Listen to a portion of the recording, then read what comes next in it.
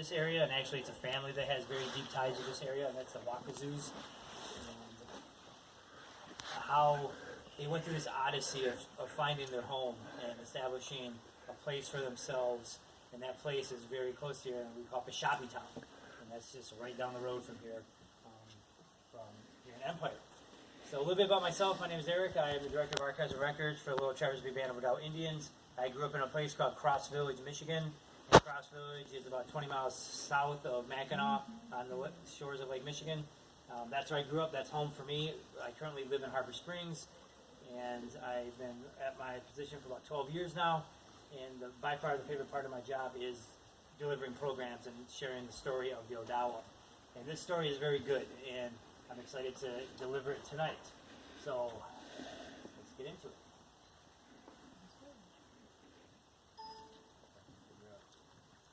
Here we go.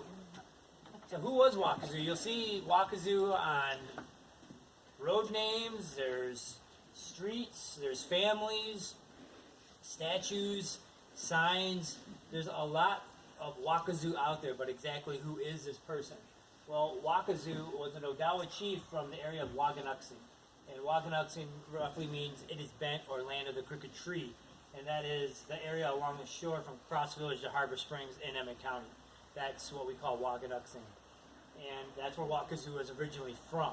And many Odawa trace their roots back to northern Michigan.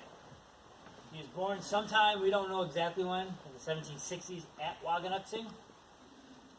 And he has a pretty influential family. All of his brothers are chiefs of the Odawa in northern Michigan, every single one of them.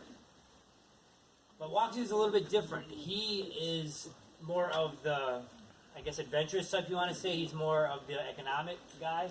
And he moves to Manitoba to trap furs and grow corn in the late 1700s. So there's Odawa ties that far west from northern Michigan.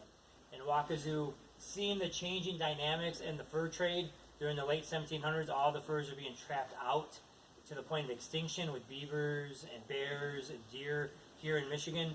So he took a group of men from northern Michigan, from Waukazoo, and said, to keep this business trade going, we have to go where the furs are. So they literally packed up their canoes and paddled all the way to Manitoba and started to live there for 2 decades. And he was there, and he had a thriving business. And men from Waukazoo and Mackinac would travel there every other year, maybe every 3 years, to touch base with Waukazoo and get furs and bring them back. Or he would send other men to Mackinac to carry out the trade. So Waukazoo went, far and wide to carry out his business. But he returns back home with the onset of the War of 1812. And when the war breaks out, word travels quite fast throughout the Great Lakes that we are going to war yet again against the Americans. The Odawa, with other Great Lakes tribes, fought against the Americans 3 times. They fought against them in the Revolutionary War, Little Turtles War, also known as the War of the Old Northwest, and then in the War of 1812. So the War of 1812 was the last stand for us in a military fashion, but we were no strangers to meeting the Americans in battle. So when the War of 1812 broke out, we call them runners. Some people call them scouts. They went all the way to Manitoba to get Waukazoo and said, this is happening again. And he comes back. Because most of his brothers are fighting against the Americans. The Siganak, Red-winged, it translates to red-winged blackbird, Muckadee Penase, blackbird. Those are his brothers, and they're war chiefs out of Waukazoo. And the oddball of this group is Ninigun, the other brother, and he's actually pro-American. But the rest of the brothers are or I should say pro-Odawa, and they're fighting for Odawa interests. And during this time period of the early 1800s, like all other tribes in the Great Lakes, the Odawa covered a great amount of land to carry out their livelihood, their way of life. And we moved in cycles with the seasons. And in actuality, our time is, we tell our time by moons. So, for example, June would be Odaman Gizis, strawberry moon. And when the strawberries were ripe, that's when you knew it was time to do something at that time of year. So I would meet you halfway through the strawberry moon. And that's when you know when the strawberries are halfway ripe, you would meet somebody at a certain place. So we told time by what was growing and what was around us.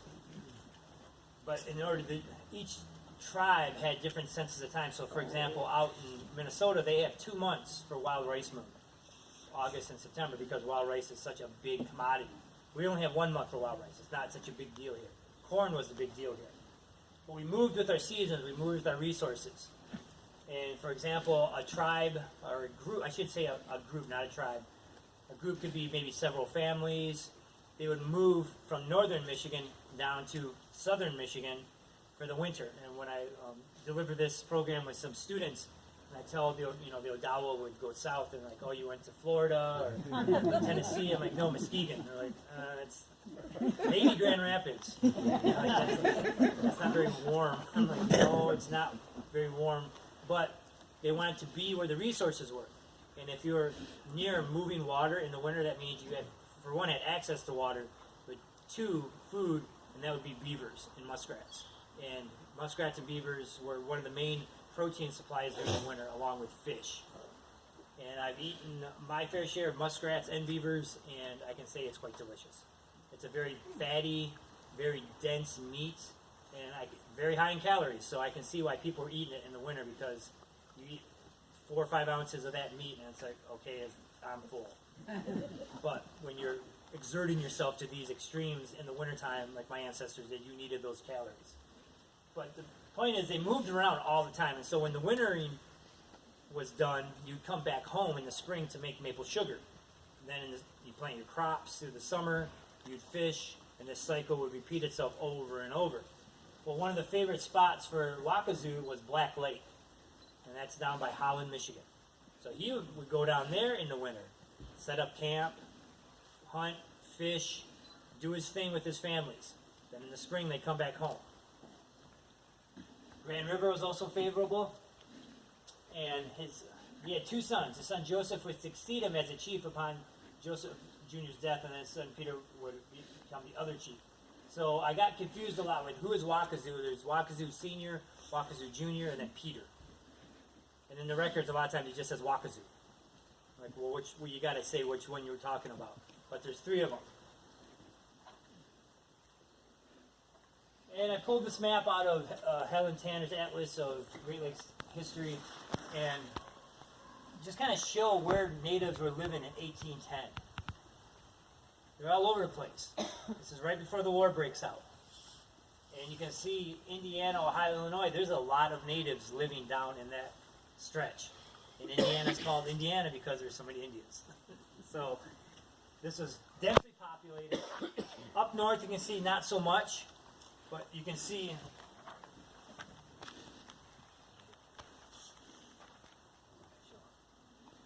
where we are in Grand Traverse, Leelanau, Emmett County, the Odawa were there, just as they are to this day.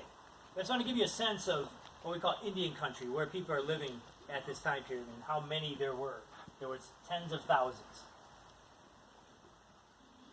And this is a map I put together with our GIS department. I'm pretty spoiled that we have a GIS department, and I can say, hey, Alan, I need a map. They go, hey, give me some data. Voila, we have a map. So we wanted to show that wide range of natural resource utilization during the time period of Waukazoo Senior, where he was going. And primarily it's I call it the West Coast of Michigan. From all the way from Mackinac all the way down to Grand River, and then you get into this striped area, and that's shared territory. So we would share this territory